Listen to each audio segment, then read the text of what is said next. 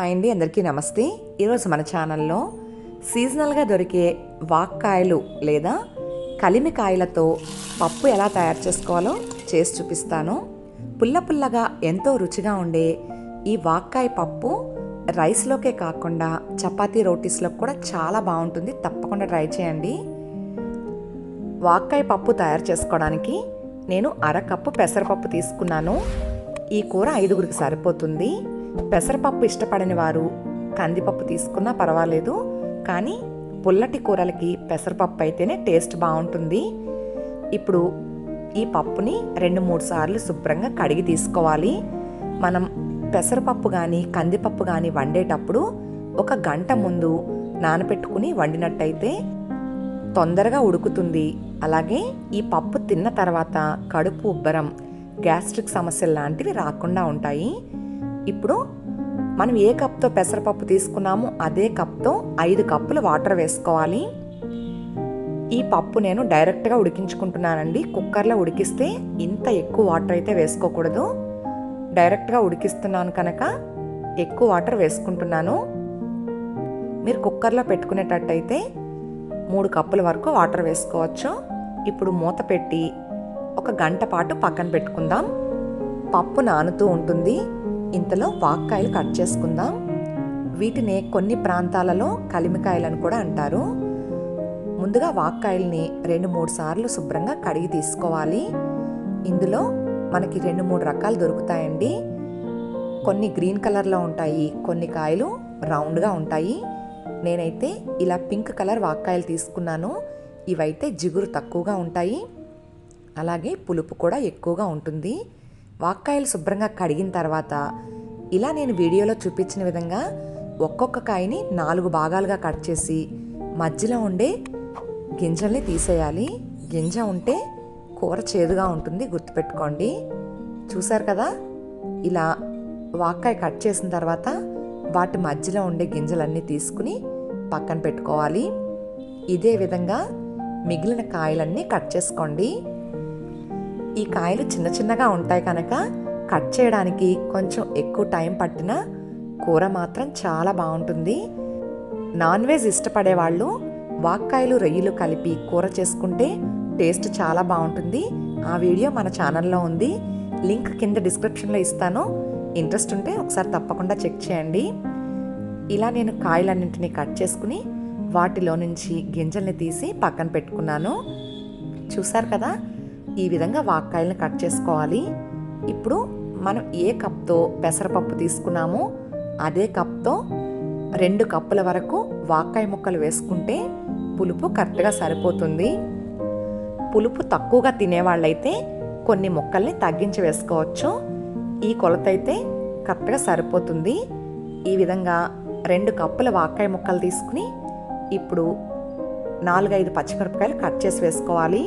పుల్లటి కూరల్లో పచ్చిమిర్చి ఎక్కువ వేసుకుంటే బాగుంటుంది. పచ్చిమిర్చిని ఈ విధంగా నాట్లు పెట్టి వేసుకోండి.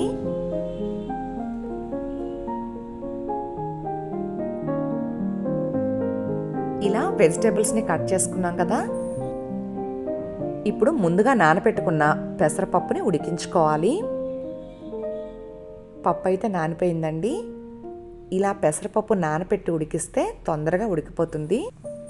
ఇప్పుడు స్టవ్ ఆన్ చేసుకుని ఈ గిన్నె పెట్టి మంటను లో ఫ్లేమ్లో ఉంచి మూత పెట్టకుండా ఉడికించుకోవాలి. మూత పెడితే పప్పు అంతా పైకి పొంగిపోతుంది. అప్పుడు ఎక్కువ వాటర్ వేయాల్సి వస్తుందండి. అందుకోసం మూత పెట్టకుండానే లో ఫ్లేమ్లో పప్పుని ఉడికించుకోవాలి.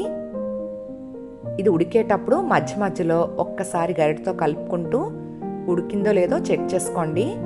ఇలా ఉడికిన పప్పు చేత్తో చూసినప్పుడు కాస్త మెత్తగా ఉంటే ఇది ఉడికిపోయినట్టే. ఇలా ఉడికిన పప్పులో ముందుగా కట్ చేసి పెట్టుకున్న పచ్చిమిర్చి, వాక్కాయ ముక్కలు వేసుకుని 1/2 స్పూన్ పసుపు వేసుకోవాలి. అలాగే రుచికి తగినంత సాల్ట్ వేయండి. పుల్లటి కూరల్లో కొంచెం సాల్ట్ ఎక్కువగానే పడుతుంది, చూసి వేసుకోవాలి.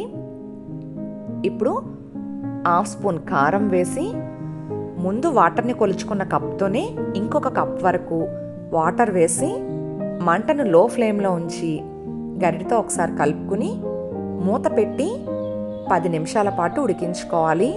మూత పెట్టేటప్పుడు కొద్దిగా గ్యాప్ ఇవ్వండి, లేదంటే పైకి పొంగిపోతుంది. అలాగే ఉడికేటప్పుడు మధ్య మధ్యలో మూత తీసుకుని గరిటెతో కలుపుకోవాలి, లేదంటే పప్పు అంతా ప్యాన్కి అంటుకుపోతుంది.